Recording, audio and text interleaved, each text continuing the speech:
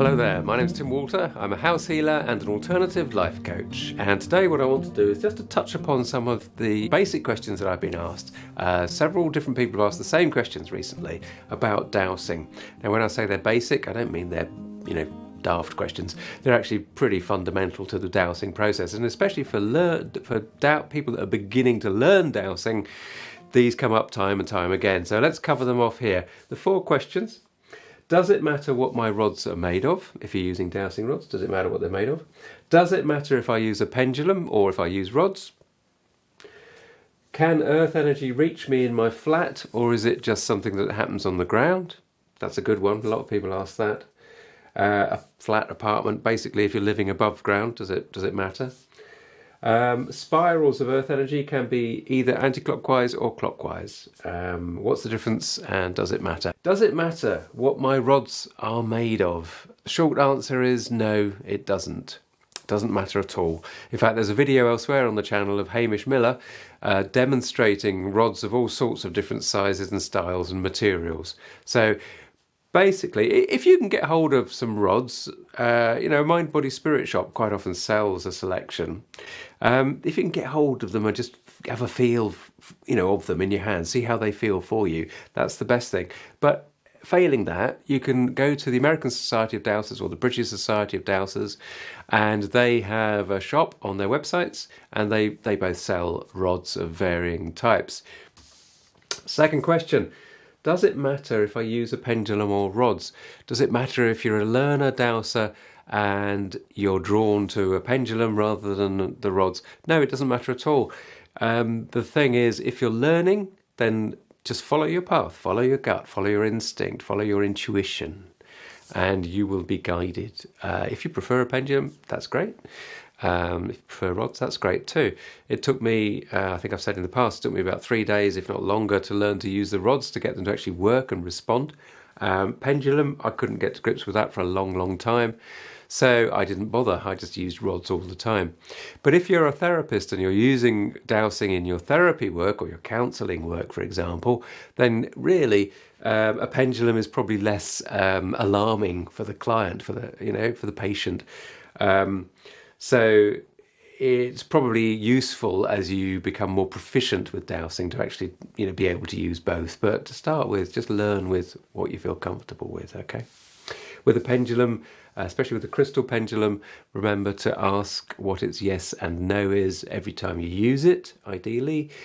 Rods, you don't really need to do that unless you hit a patch where you're starting to get some duff results, and then I would start to verify what's the yes and no, because it may possibly have changed. Other thing to bear in mind, when you're learning and you're holding your rods, you may find, first of all, that you just get a very, very tiny movement of 1. Okay, first few times of asking a question for a yes, that might be your yes response, and that's it, right? Don't worry, it will develop, it will get better, it will improve, you will get more confidence, and you will get a standard response fairly quickly if you just persist with it. Don't worry, that to start with is a perfectly good response, okay? Can earth energy reach me in my flat, in my apartment, or is it just something that occurs on the ground?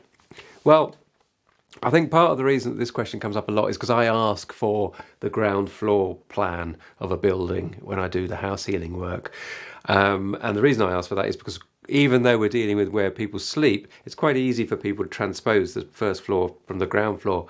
It just gets really complicated if we start to actually try and spend the time to analyse and plot across different floors. Sometimes we've got people living in old Victorian or Georgian houses, you've got several floors, and it's a nightmare from the dowser's point of view just to try and tally. The earth energy, the lines and the spirals, they will show up on all floors. We'll go into details maybe of why that is. Perhaps if you're interested in that, we can touch on that another time. The other aspects that we cover, because a full report covers 47 section headings, so it's extremely comprehensive.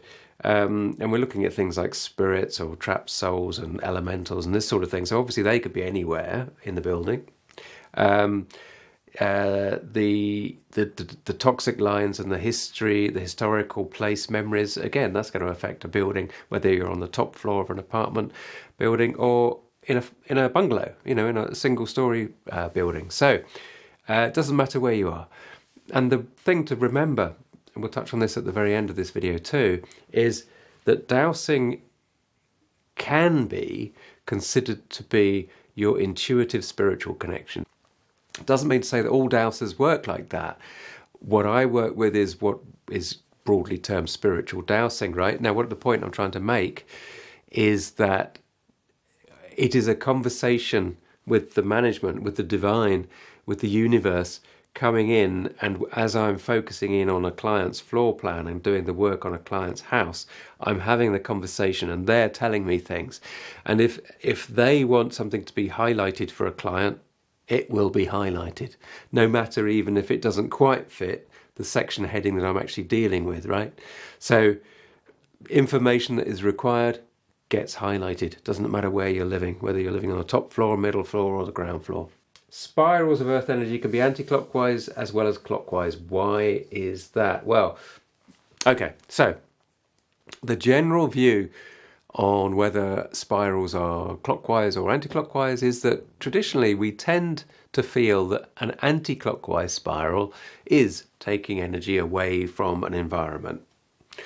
A clockwise spiral is bringing it down into the environment. Now that's the general kind of rule of thumb. But again, like with all of these things, with this, it's about the subjective nature of the dowsing, because you need to look at that in terms of what is it that you're dowsing for? Why are you interested in the spirals? Why does the spin matter? The direction of spin matter? And that goes back to this spiritual aspect of dowsing, because really we can't say that anti-clockwise spirals are detrimental per se every time we come across them. That would be wrong. And we can't say that clockwise spirals are positive and life enhancing every time we come across them. Again, that's a massive generalization. Let's not put these things into boxes. What we're dealing with is, when we're dowsing, is our individual moment of time, that cross section, that moment, in that spiritual sense of moment, in that meditative sense of moment, that moment interacting with the subtle energies. So the subjective aspect of the reality. Now, if we're dowsing for somebody else's well-being in their apartment or in their house, and we find, let's say we find a lot of anti-clockwise rotating spirals, then sure, that would raise a question in my head that I would want to clarify. Why are these all anti-clockwise?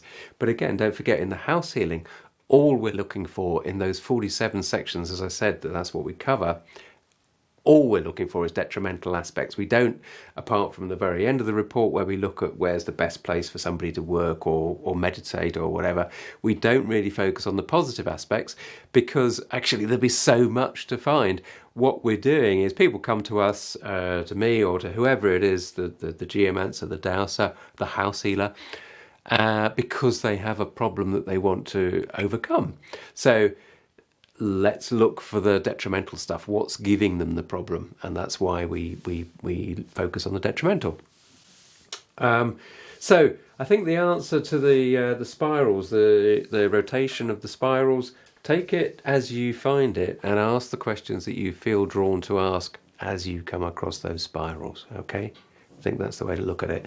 And as I say, that links back to this spiritual aspect of dowsing that I like to, that's how I express myself in the dowsing, is that it is a spiritual activity.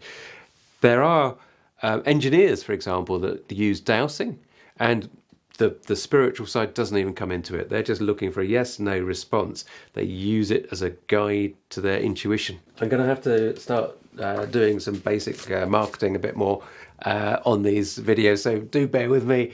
If you want to learn more about the way that I see the world, and this spiritual aspect of dowsing. You don't have to be a dowser to enjoy this book, which is Spirit and Earth, available from Amazon in the UK and the USA.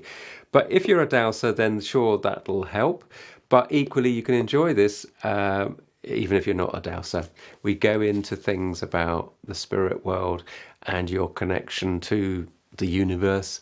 And really, what we're trying to do in this book, this is co-written with Adrian Incledon-Weber, who incidentally I'm going to do some filming with soon, and so some future videos coming up fairly soon on the channel will be in conversation between him and I. He's a good friend of mine, Adrian Incledon-Weber, and this is the book that we wrote together, Spirit and Earth, a handbook for modern holistic living. What we're trying to do in here is to illustrate how, through our experience, we're trying to share how easy it is to actually influence change, to create change in one's life, in one's reality. Really building on the basis of self-development work of many, many people that's gone through the decades, right? We are finding that people are so much more tuned in and waking up, as the general term is. So many more people are waking up now. They're far more able to tune into earth energy. They get it straight away. It's quite remarkable. And what we're really trying to do in that book, Adrian and I, is to say it really is very simple. And the basic tenets of what you need is you need to trust. You need to take a few cautionary steps. You know, you've got to look after yourself. There's some basic do's and don'ts. But obviously it opens up a whole new world. Okay, so take care. Keep in touch, drop comments, do subscribe. See you next time. Bye-bye.